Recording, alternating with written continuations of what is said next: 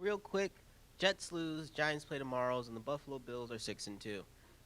I figure we should have a little bit of good news. So Buffalo Bills are now part of our sports talk.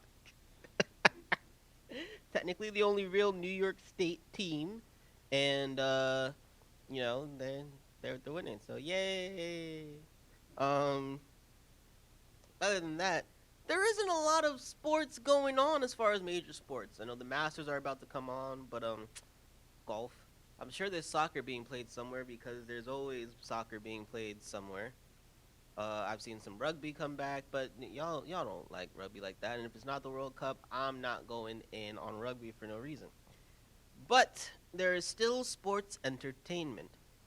So we're gonna run down over last week's Hell in the Cell. Wow, that was so bad I can't even say it. And go over Halloween Havoc. Also, before we get into that, in the world of the UFC, it has been an end of an era, and Anderson Silva has fought his last fight. Unfortunately, it's a loss. So I believe his record is now 44-11-1, and the loss was to Uriah Hall, a Jamaican based out of New York training camp. So, I can't feel too bad. He lost to a New Yorker of sorts. So, yeah. But honestly, I don't care what anyone says, the greatest UFC fighter of all time. I know every time someone says that, John Bone Jones was to throw his name in there. Sorry, steroid scandals, automatic no. It's like trying to be Barry Bonds. You ain't getting it without an asterisk. So, Anderson Silva, easily. I mean, who else has gone on that ridiculous win streak in the most competitive division in all of UFC over the span of, 14 years? Dude is a monster. Even at 45, right? Fighting someone who was in the top 10 in the world in Uriah Hall and was able to really keep up with him for about 3 or 4 rounds. At 45 years old. This is that old guy who someone's going to try and rob him and get tapped up on, right? We saw a slew of that in 2019. This is going to be that guy down in Brazil. He's walking through the favela. Somebody thinks they can rob him, catch the elbow to the face, game over. And he'll be 80 years old. That's Anderson Silva. So shout out to him. The Spider is a forever legend. And I think we'll all see him in the UFC Hall of Fame, hands down. Whether or not it's his last MMA fight, though, is in question. But he'll probably keep it regional. I hope to see him as a coach because I think he can train some nasty people, especially if he ends up training Israel Adesanya. Everybody in the UFC is lost. Period. Whatever weight class he goes to, automatic champion. If those two team up in any way, shape, or form, automatic champion. Now, as far as wrestling goes, I'm just going to run through the results. If you want the details on this, you'll have to listen to the LDM show's Wrestling Talk that we did from Thursday and the special that'll be coming out on BronxNet, all right? So, as far as Hell in the Cell, we have R-Truth retaining the 24/7 championship, which, what is it? He's like a 42-time champion now, right? Screw you, Ric Flair. Black Power. Uh, then we have Roman Reigns defeating Uso, as it should. We have Otis losing to The Miz, so he no longer is the Money in the Bank winner. What? Although he is, because you can't just take that away from him. Like, what's wrong with you? Bayley loses to Sasha, so Sasha walks away with the title. And Drew McIntyre loses to Randy Orton, so he no longer has that title. Also, Elias picked up a disqualification over Jeff Hardy, so he actually lost. But, illegal stuff happened, I guess. Whatever. If you got a butt whipping, you lost. And Bobby Lashley retained his United States Championship over a guy named Slapjack. I'm not even going to get into that. But that happened. Have to mention it. All right. And as far as Halloween Havoc goes, we have Io Shirai defeating Candice LeRae for the title. Yeah! LeRae, I don't even know why they keep giving her opportunities over so many of the other women who are on that roster. She's definitely mid-tier at best. Her husband is carrying her so hard, like he's now carrying the North American Championship because he beat the Ace or whatever his name is. I don't know. I don't like him. He's annoying. And he's supposed to be from Long Island. but they bill him from New York. I'm like, no, don't call anyone from New York unless they're from New York City. You have to say New York State. They're from New York State. They're from around the way. They're close to what actually matters, but they don't. Right? I said it. Screw you, Long Island. But that happened. Loomis beat Grimes in a really weird haunted house fight that somehow had zombies come to the ring, but they didn't touch Loomis at all. That was also really weird. Like he was one of them. I don't know what they were doing with that, but it was fun to watch. Jake Atlas got his butt beat by Escobar, so that happened. Rhea Ripley actually pulled off the win against Raquel Gonzalez, which I'm kind of surprised, not because Ripley couldn't do it, but I thought it would build a better storyline if Ripley lost and won it payback, and we got to see it at like Survivor Series, maybe. I don't know. Writers, I think you messed up on that one. And that's the rundown. The biggest thing that happened really at Halloween Havoc is that we're seeing the formation of a new team that could possibly take on the Undisputed Era. And since things with the UK are still uncertain, I think that's actually a really good development because we need one team to beat another team, you know? And it makes things kind of interesting instead of like these random ragtag, like, let's all become friends just to fight them. Don't want that. Don't need that. Let's have an actual team. So that's developing there. And on that note, we're going to go to our first commercial break. When we come back, we're going to be talking about what's happening in the news. So, Charles, if you could, take us away.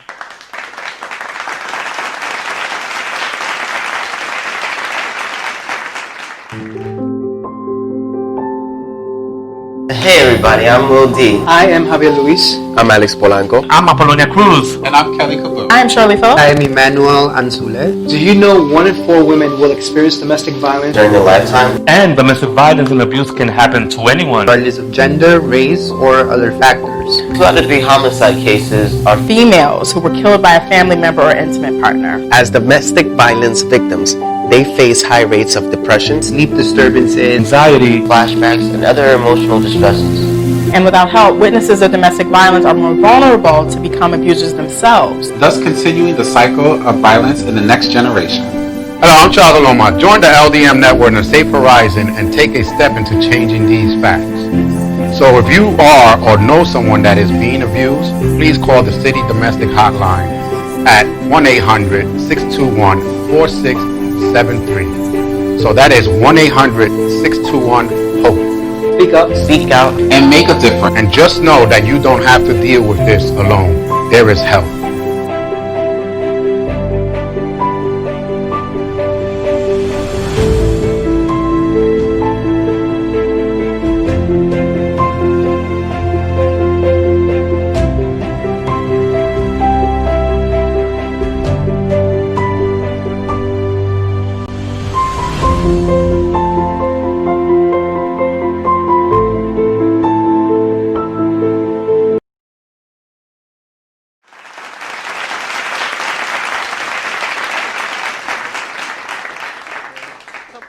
Happening this particular week. Locally, we have some Brooklyn schools reopening, private schools only in some of the red zone areas that saw COVID spikes. They will be opening with very strict testing rules. Yeah, all that testing is just going to tell you they're already sick. So, what are you doing? If you saw these spikes, why are you opening them up right off the rip? Like, bro. Testing isn't gonna help to stop spread it the way you think it will, right? Having a bunch of young, pretty accessible to disease children together is just gonna make things bad. Now we've seen about a fifth of the city already respond and actually go into school. A fifth of the city of students has already signed up for blended learning. And here's the thing. It just doesn't make sense right now. If we were talking about when they decided to do this and the numbers hadn't spiked, fine. But we're seeing the spike. Testing, no testing, it doesn't matter. The disease is spreading. Keep everybody at home until we see the numbers drop significantly. We saw another large number of cases. We've seen 19 more people die in the last week. Like, Yeah, let's not do that yet. I don't know if it's Cuomo or De Blasio, but one of y'all needs to be like, maybe not yet, just maybe. I know holiday season's coming up. It doesn't really matter. Just don't do it yet. Yet. All right. Also, there was a study done recently that shows that Latinos in New York are making about $9,000 less yearly than non-Latinos, and I find this weird. With the number of jobs that specifically say you must be bilingual to work them, how is this happening? Right? Like, and I say that not just for Latinos, but for all. Like, there are jobs in Queens where you must speak Russian. There are jobs in Queens where you must speak Chinese. There are jobs in Manhattan where you must speak Cantonese specifically. Like, it can't be either or. It must be Cantonese. Must be this. Must be that. How does anyone make $8,000 a year less when they make more than minimum wage for just speaking a language? And that math doesn't add up. I don't know who did the study. I don't know how you calculated this. I don't know if it's like the number of people who aren't technically paying taxes. I'll leave it at that. That you were calculating this with, but like that math just doesn't add up, bruv. It just doesn't. I want to see what you were doing on that. But supposedly, if you are Latino, you are likely to make about $8,700 exactly. Less than someone not or who is non-Latino in New York City. So something I found out that just again the math just doesn't add up. But in better news, they're saying that they're gonna be rezoning the Soho NoHo area, and in doing so, they'll be able to create about 3,200 more housing units for people. And out of it, now this is the part that I find funny, but they think it's a success. 19 to 30% of it can be affordable. Okay. So theoretically, they're saying in rezoning NoHo Soho, they will be able to create about let's say they get the full 30%, right? 1,000 new housing units in the area that are affordable. But then let's talk about what affordable housing is in the NoHo Soho area, right? Because earlier today, I'm on the New York City Housing Connect. I get an email saying that there's new listings, yada, yada, yada. You know how that goes. And on this, they list a place that's actually very close to where I currently work. But their affordable listing is at the 130% median living. Once you have to put anything over 100% is too damn much. Literally. Now you're saying that this group of people have to pay an affordable housing price of $2,000 plus a month for a one bedroom. I was like, huh? How? Let alone the studio that was just about $2,100. Now this is on the affordable housing website, right? So I'm like, you know what? Maybe this is in comparison to the listing prices of the building. I checked the building itself on regular listing websites, and it's about the same price. Like, across the board. It's not even a hookup from the city to get this $2,000 price. Bro, you promised us affordable housing, New York, right? The mayor, the city council, whatever. Why is there any housing anywhere in New York City? You're going to tell me it's an 80-20 building, 80-30 or 70-30 building, 60-40 building, and you're going to tell me that $2,000 a month for a one-bedroom is affordable? I no, right? And I know that there's some good housing, especially in that particular area. I have friends who are paying, their family pays $800 a month, right? They're paying $1,000 a month for a one bedroom or a studio that's on the like 20th floor, that's on the 18th floor, on the 15th floor with a great view. They have access to the rooftops. Only thing they don't get is the full amenities of the building if there's like a pool or something, and they can also buy into that and put it in the rent. So like, okay, if you're gonna tell me I'm paying $2,000 total with my affordable housing to get all access to the building, and that means I'm still not paying $3,000, $4,000 as everybody else, fine. If you're gonna tell me it's that $1,000 or that $800, whatever the case may be, and I just can't use the special facilities, man, I'll pick up some weights and just bring them to my apartment, or go down to the Planet Fitness down the block for $20 a month. You know what I'm saying? Like, I can make it work where this is within my budget. But $2,000 just for the bedroom, and I don't get any of the amenities? You are bugging. City, you got to do better. This is not affordable. This is still white people affordable. You said 130th mean, whatever. I don't care if it's an average or estimated. If a single individual is making $75,000 a year, they don't need affordable housing. Point blank, period. They can afford regular price housing in good areas. What is that? People who need affordable housing are making $50,000 a year or less. And honestly, 50,000 might be high, but I'm being realistic. You got some people who are pulling in about $25 an hour, and with metro, food, clothing, amenities, and rent, it doesn't seem as much. They might be able to save $100 a month. So yes, $50,000 is they need affordable housing. But once you start getting to 65, 70, you're talking about people are making $2-3 grand a week, bringing home $15 to $2,000 a week. They don't need it. They can pay rent. They good. They got rent in a check. They good. You bugging. But yeah, that's the thing. I would love to live in NoHo. I would love to live in Soho. But if you're gonna tell me it's affordable, it better be under 1,600 for a 2-bedroom. You get what I'm saying? That's affordable housing. Affordable housing is maybe in the boonies. You're getting $900 for a 3-bedroom, but you're in the boonies. That's affordable housing. Some of these people just don't get it. They just don't. Now, we also have something for the businesses happening locally. Normally in New York, you're not supposed to sell outside your store unless there's a marketplace or something.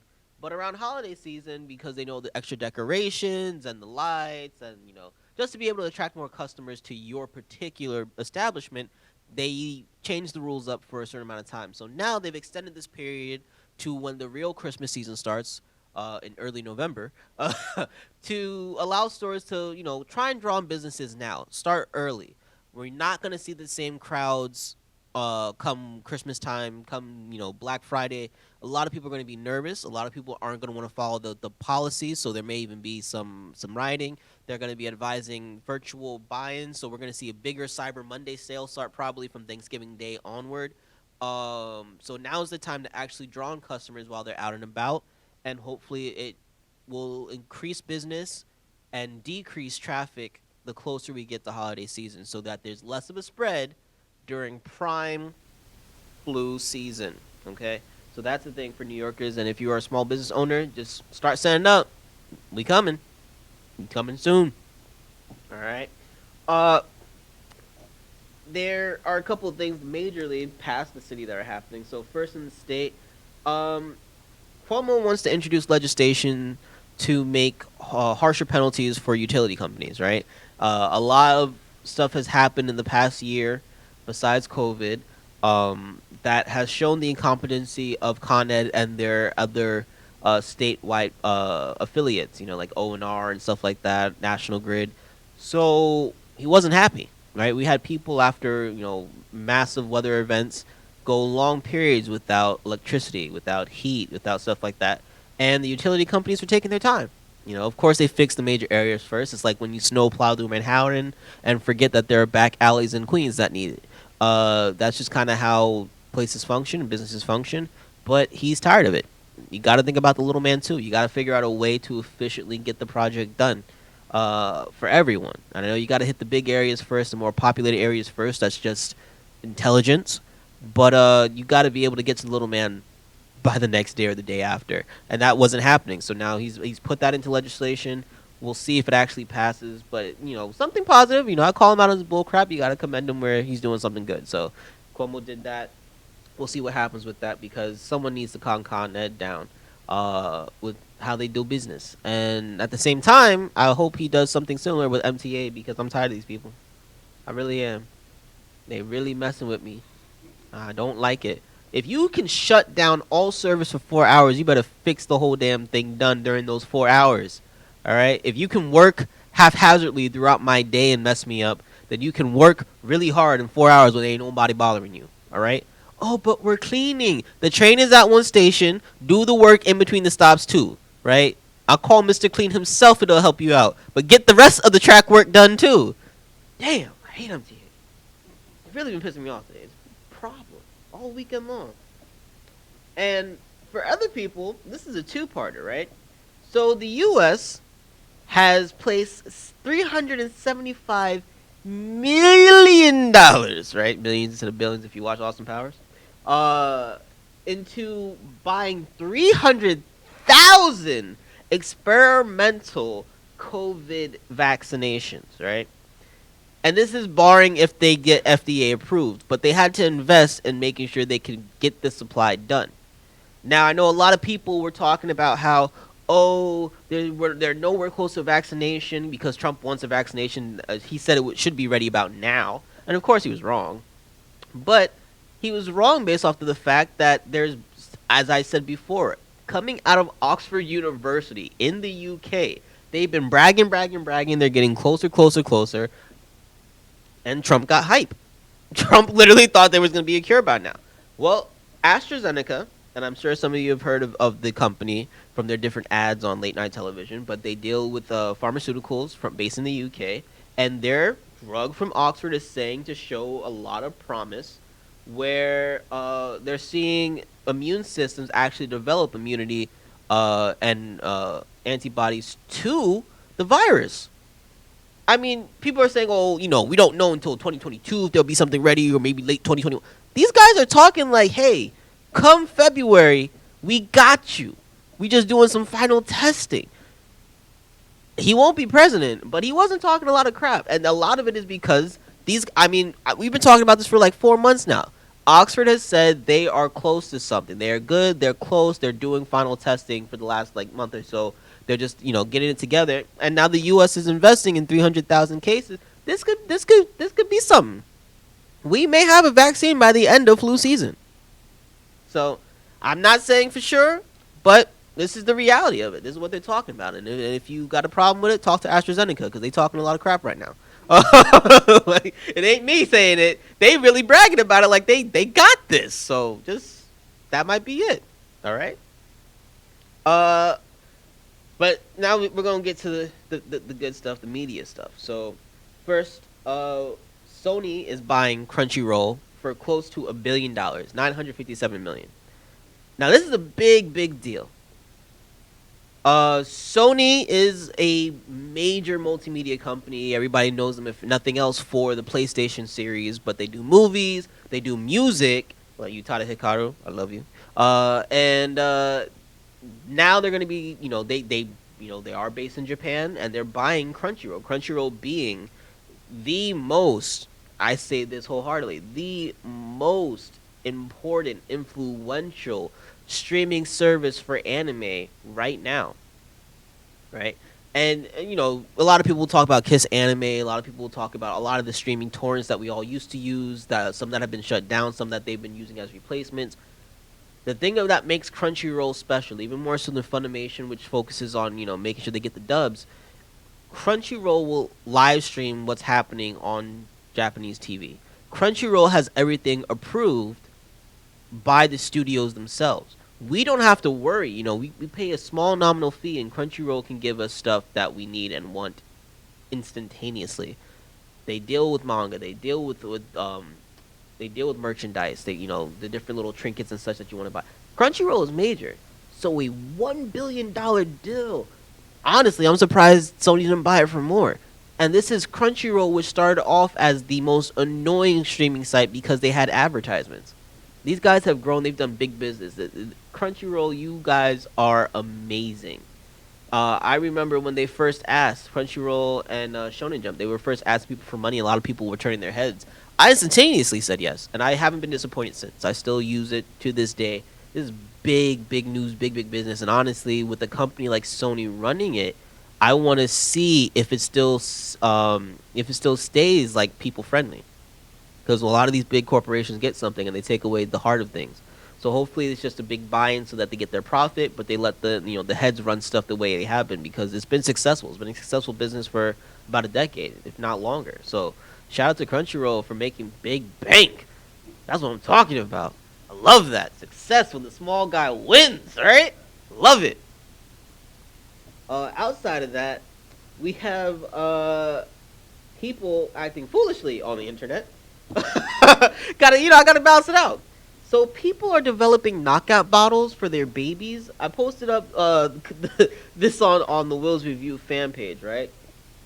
And people are actually doing this thing where they mix baby formula, baby food like Gerber's mashy food, and what was that? Baby cereal, like the cream of wheat kind of stuff, the arrowroot that your grandmother might have given you if you're Caribbean. They mix it together into a bottle, feed it to the baby, and the baby go night night because they're like stuffed. You ever had a Thanksgiving meal? That's that for a baby, right? But then this is what gets me, right? The number of parents who are out there like, that's just lazy parenting, right? And you know what? You're right. That is lazy parenting. But here's the thing. My sister has kids and has a hard time finding time to shower. This just seems like a way to be hygienic in these really germophobic times. All right. I don't agree with the method. I think, like I said, I think it's lazy parenting. But not everybody was meant to be a parent, if that makes sense. Like this is better than the parent who will beat their kid senseless to shut up. You know, this is better than the parent who, will have the kid around a whole bunch of people they don't need to be around. You know, it's easy to hire a babysitter or have somebody watch a kid when the kid just goes night night, as opposed to bringing them around or bringing guys home or bringing in. You guys know who you are, and you guys know who I'm talking about. It's an alternative method. People will be more willing to watch a kid if they know they can just put him out. Now, where you lose me on this completely, where I'm just like, now this is where you need to have your child taken from you. We're talking about babies, right? To the point where they're still the mix is baby cereal and baby food and baby formula, right? So we're talking about babies. Under 2 years old, easy. More than likely under 1, where they cry a lot. Tylenol. People add Tylenol to this mix when their child might be sick. When, they're a little extra cranky and they cry a little more, right? What the hell is wrong with you? Who's adding that kind of stuff to the kid's food? Like, doctors don't normally even try to tell you to use it unless it's a very serious scenario. You trying to just knock out the baby?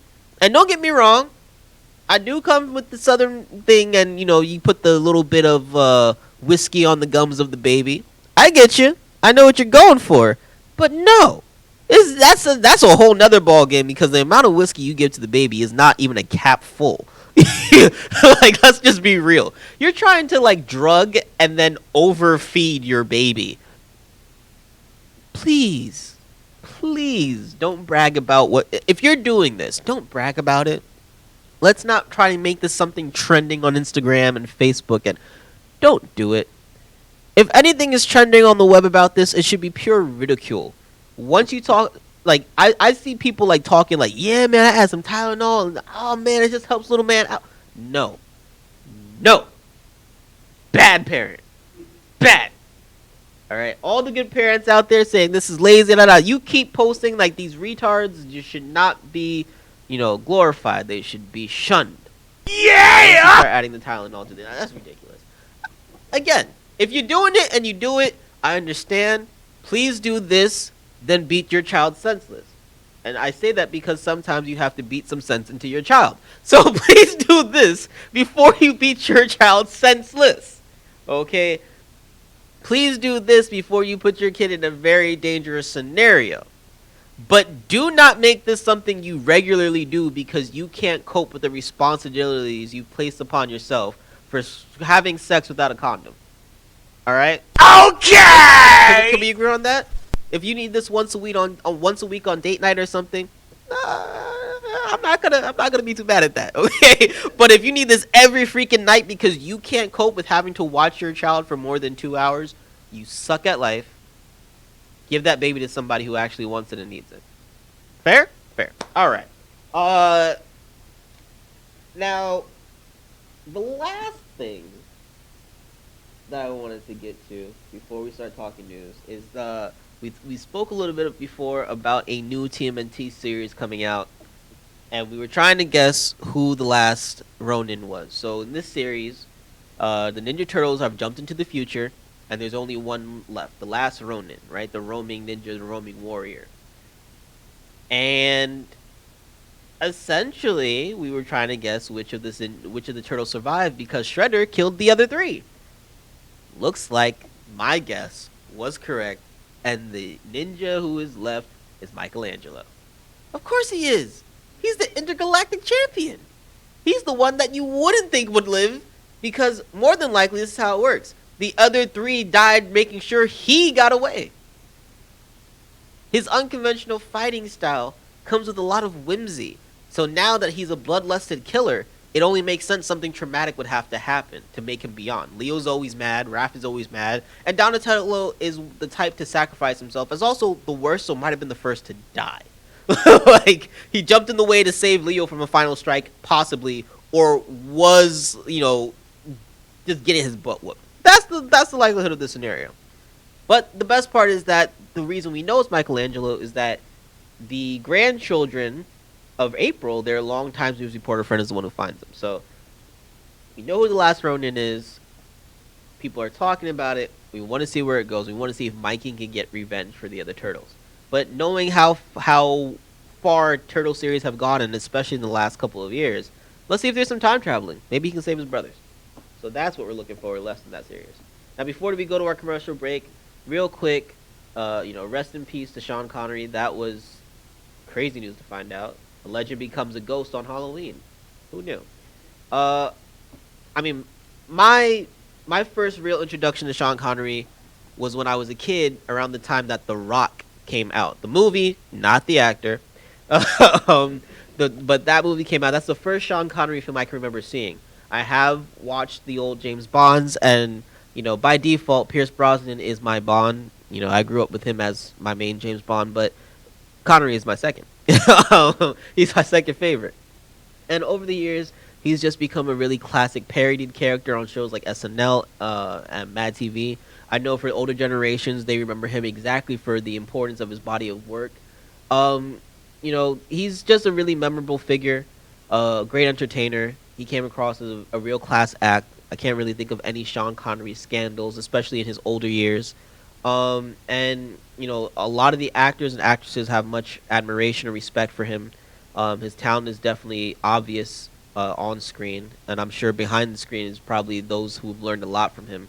So, condolences to his family, and, we will miss you, your work, and your creativity. All right, on that note, we're going to go to our last commercial break. When we come back,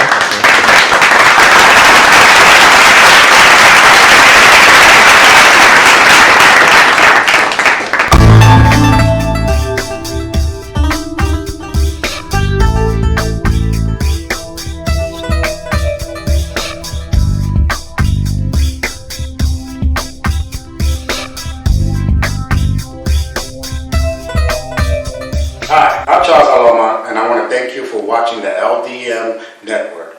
For more information on this show or any other show, please go to www.ldmnetwork.net. Again, that's www.ldmnetwork.net. And now, let's get back to our show.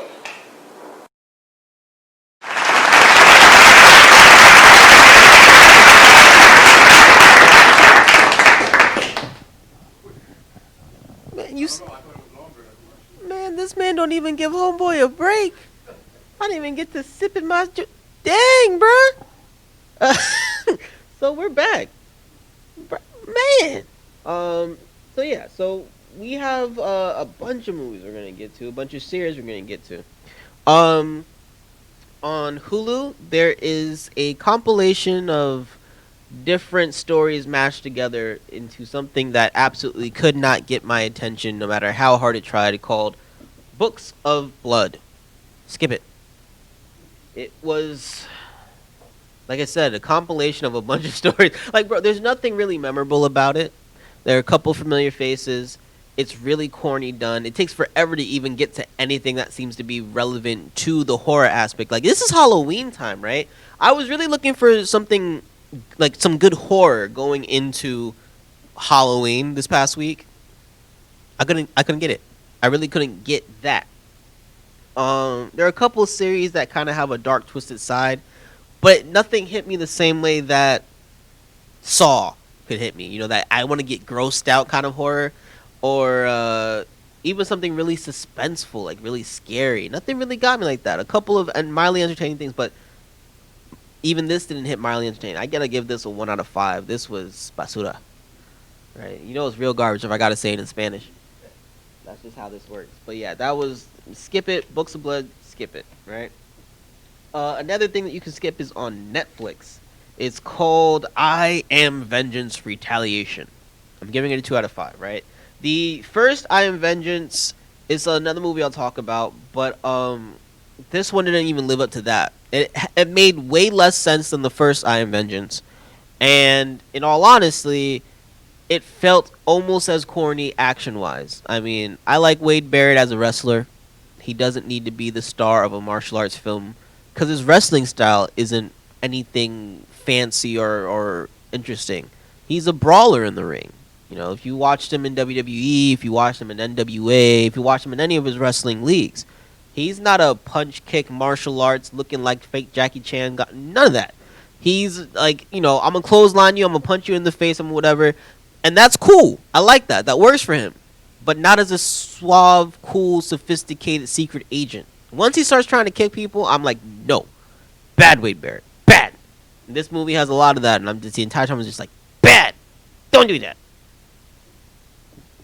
Now, there's some movies that you can, I have to say loosely, can take a chance on. Okay? So, first on the list, we might as well put it there. I Am Vengeance, right? This is better than the last movie because the story is cohesive, right? You have a guy who, you know, one of his close mates dies, they serve together, he's getting his vengeance.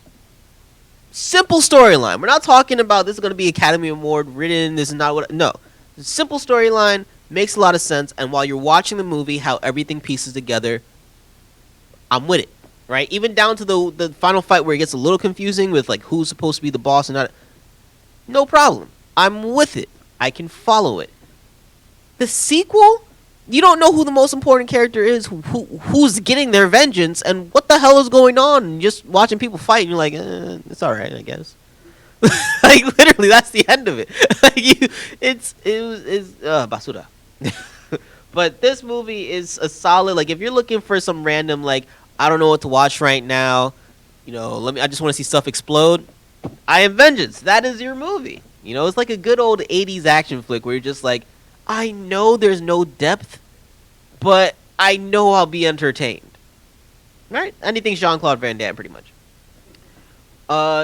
Then we also have a Hulu movie called Tragedy Girls. And this is a movie where I had higher expectations for it, because of the casting, but as well as the premise, right? This is a story of two girls who go on a killing spree to create a fake serial killer to boost their social media. Now, they made their social media about solving who the killer in their hometown is. So they find out that there is a mass killer, they kill the mass killer, and they go from there. The premise of me, I thought this could, at least on a comedic side, quench my like horror feel. Didn't do it. It's a subpar movie. It turns into this whole big kind of like feminist statement at one point. And I was like, that's not what I wanted. I don't want politics in my horror. I learned that from American Horror Story, right? Leave that at home. I just wanted some funny comedy horror. And you get moments of it in this movie. It's not a bad movie. It may be a little hard for some people to follow, but all in all, I can say by the end of it, I was entertained. It just didn't reach my expectations. So I give it a 3 out of 5, but it's a solid movie. It's not too bad. It's not that great. If you don't have anything else to watch, or you just want to watch some cute girls do some dumb things, Tragedy Girls, all right? That's probably the best endorsement I could possibly give it. With how I feel about the thing. Okay? Then I watched The Haunting of Bly Manor on Netflix. Was hearing a lot of back and forth about it, and I understand why. This series starts off with the potential to be actually scary. as this ghost and a couple of ghosts are haunting this manor in the UK. There's an American babysitter who came over to watch these kids who just keep scaring their babysitters, some of whom just disappeared. And so you're like, okay, this sounds like a classic horror movie. The babysitter's you're gonna see some ghosts, and in all honesty, that's exactly what you get. But the fear factor was there, right? They have a couple of shock scares with some of the ghosts. The girl screaming is actually funny, but also like because it's unexpected, it can make you jump. It was feeling like a good horror movie in the first couple episodes. But as the story progresses, they try to explain how everyone fits into the puzzle and how the whole haunting happened. The closer we get to the ending, it feels less like a horror movie, and they even say it more like a love story, right? Either the story of a broken heart to the story of a future connection. That's what this whole thing is. And so for me, I'm like, well, I'm watching The Haunting of Bly Manor for a horror movie, not a really bad, over-the-top love story. It really just, by the end of it, just irked me. Some of the story doesn't make any, especially the conclusion. And everybody knows a bad conclusion ruins everything for me. The conclusion of this, as far as the immediate horror story, right, was so bad.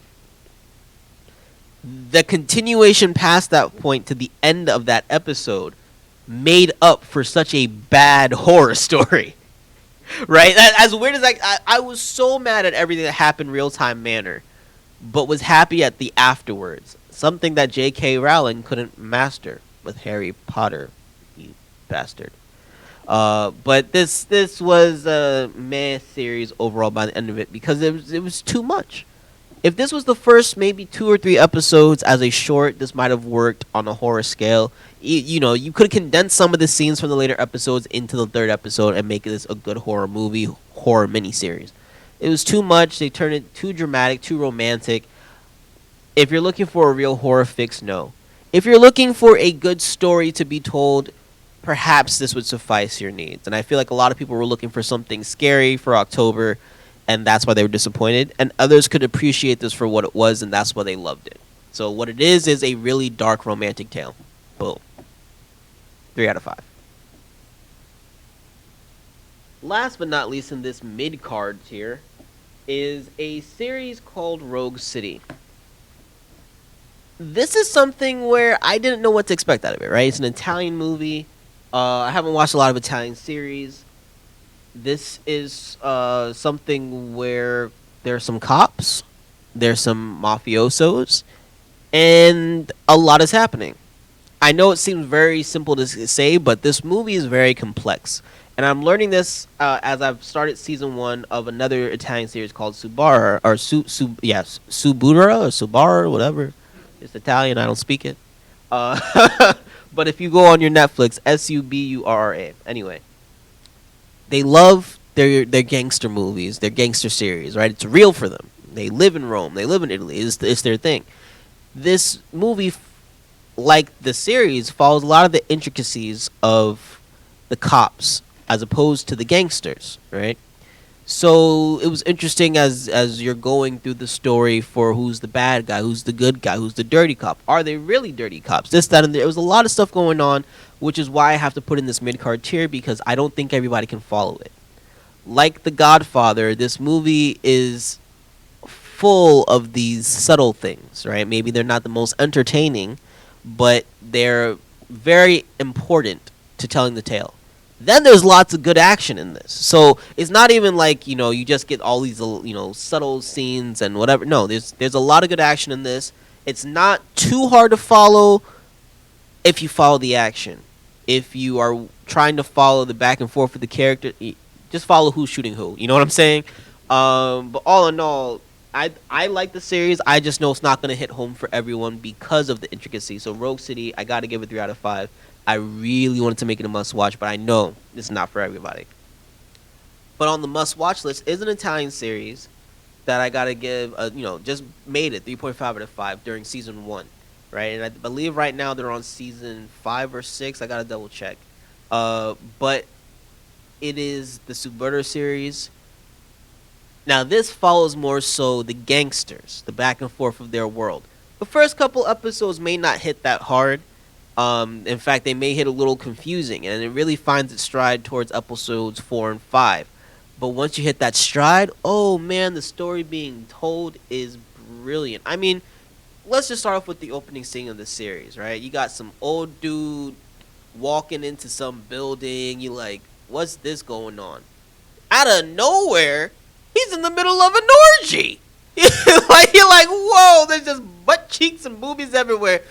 And you're like, but this is some old, like, 50-something, 60-year-old man. Like, what is he doing at this orgy?